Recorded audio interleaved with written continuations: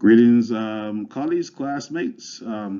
This presentation, we will talk about the Android with us. In this presentation, we will look at Androids, what it will take to build an Android, and ethical questions that we must answer with regards to building such an entity. Can we build an Android? That's a question we need to ask. And what do we need to make an Android?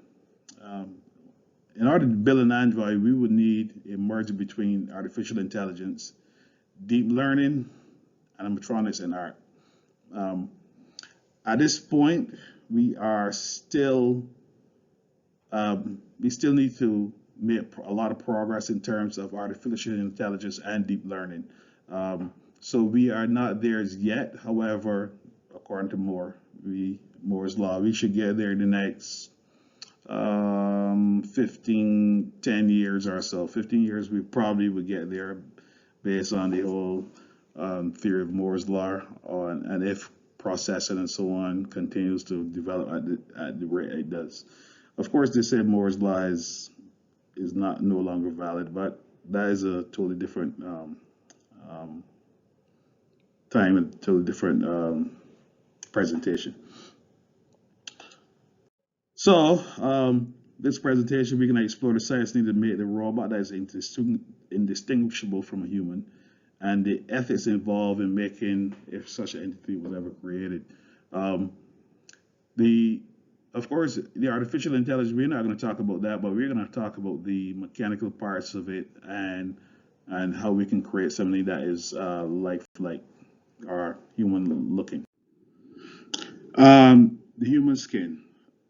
One of the When you look at some robots, you notice that the human skin doesn't necessarily look real. However, artists and a plastologist, they have been able to recreate prosthetics that look real. For example, this lady here, she has something happened to her nose, disease caused her to lose her nose, and they were able to rebuild her nose, artificial nose, looks like real skin and so on. So it's indeed possible for us to build, for scientists to build robots that have skin that looks real, real texture, color, etc. Android must move like human beings. The movement must be fluid, and it must have realistic facial expression. If you look at RoboCop, if you look at that movie, the robot looks pretty inorganic. Um, of course, that's probably deliberate, but we wouldn't want an Android moving like RoboCop. We want it to move like a CNC machine. We want it to have fluid, human-like movement. So here we have the Amica Engineer Arts Amica robot, and you can see movement is pretty fluid. The eyes work almost like facial expressions are remarkable.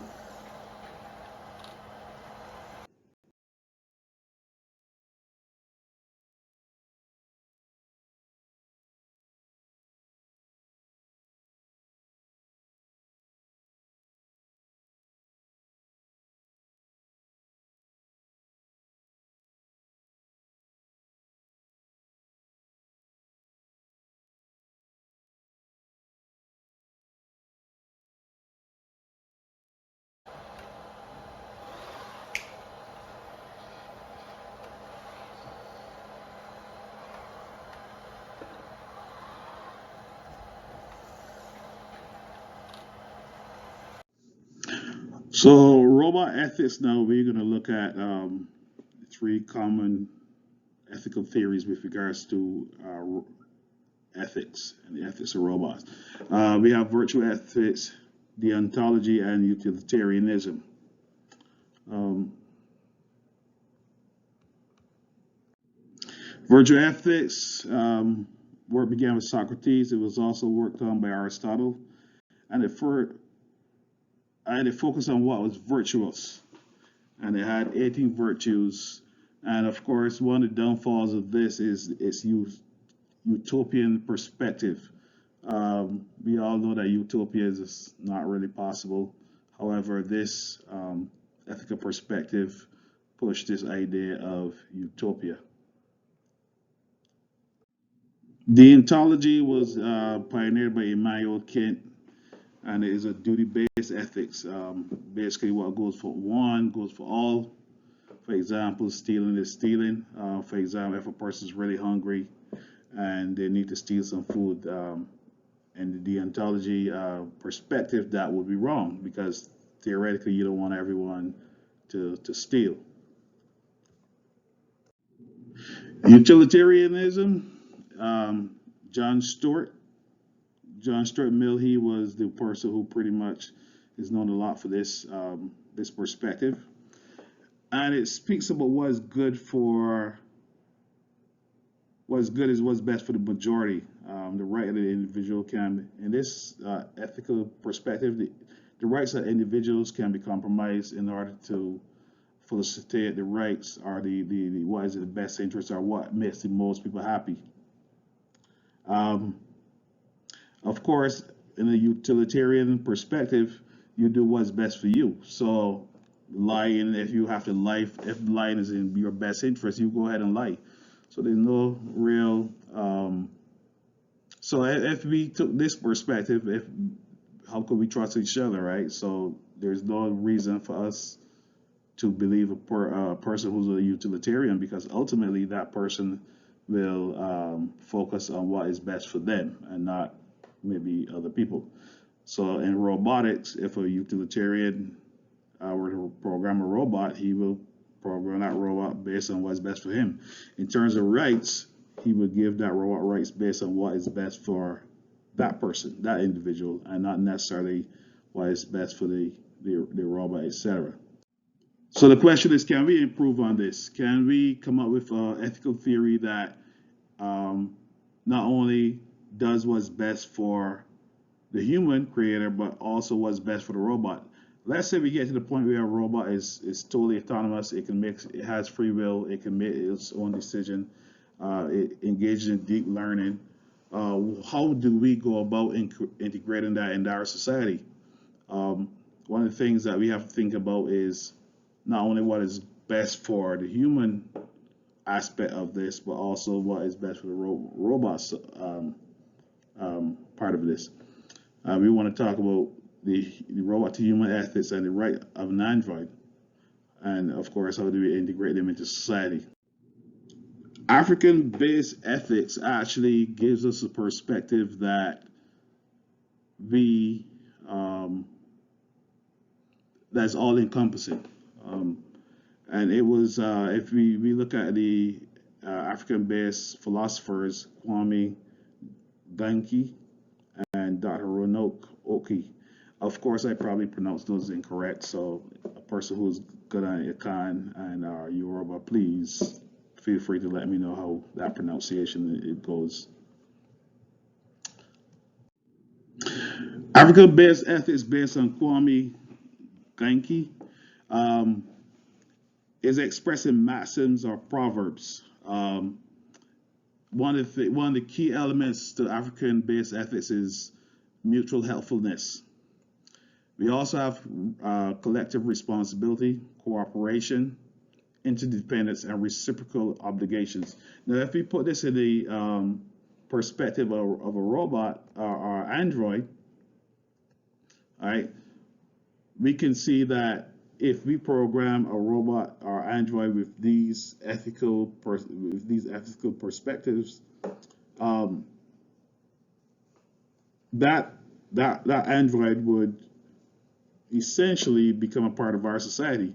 Also, as us looking towards that robot or that android, if we talk about mutual helpfulness, collective responsibility, cooperation, interdependence, reciprocal obligations, we will say we will make sure that we take care of that android, and because there may essentially be something that that android cannot do for itself, that we may have to fill that gap. So that is a perspective that we should explore in terms of potential ethical, a potential ethical base in terms of how we look at the rights of a robot and how we look at how we program that robot. Um, Instead of looking at it from a perspective where we program that robot so it cannot rebel and to try to keep it in subjugation. African base of ethics, the Oki, Yoruba, within the natural Yoruba, the ethics fall into the within the natural belief system. So it is naturally occurring. Um, One does good to have a good end. So if you want to have something good happen, you do good. And also, neither bad nor good conduct shall perish or be forgotten. And the ethical base of this has been going on for years. It just didn't happen recently. It's been going on for thousands of years. And as African societies evolved, um, that type of thing, that type of perspective permeates through African society and even African, what I call Afro diasporic communities. You can see in the Caribbean and so on, and South America, where you have a lot of people of African descent. There's a whole perspective of cooperation, mutual interdependence, and so on and so forth. So, for example, you have something, you would give it away. You have a person in your community that needs something, you will go give it to them. And you make sure that people in your community are taken care of. Kinship is not based on blood, it is based on who is in your community. And sometimes that's not good because once they become a part of your community, you cannot get rid of them. You can't divorce them, which is a good thing. So, robot ethics, if we focus more on the aspect of having Android be a part of our community, we will say that we will have a more wholesome community, one that's based on interdependence and so on. One head, two heads, one stomach. So this is like a Siamese crocodile, one of the symbols, African symbols. You see the head up here and the tail. So what you're saying is that why should the heads, two heads, fight against each other when they share a stomach? So cooperation is the key to the African ethics. And again, this should prove a good foundation for us to explore the ethics of androids in our society and how we can relate to them and how they can relate to us in terms of their rights without one infringing on the other. And and that is the end of the presentation. I hope that it has proven helpful. And yeah, I have gone over the 10 minutes allotted. However, I hope that it has added some depth to the whole discussion.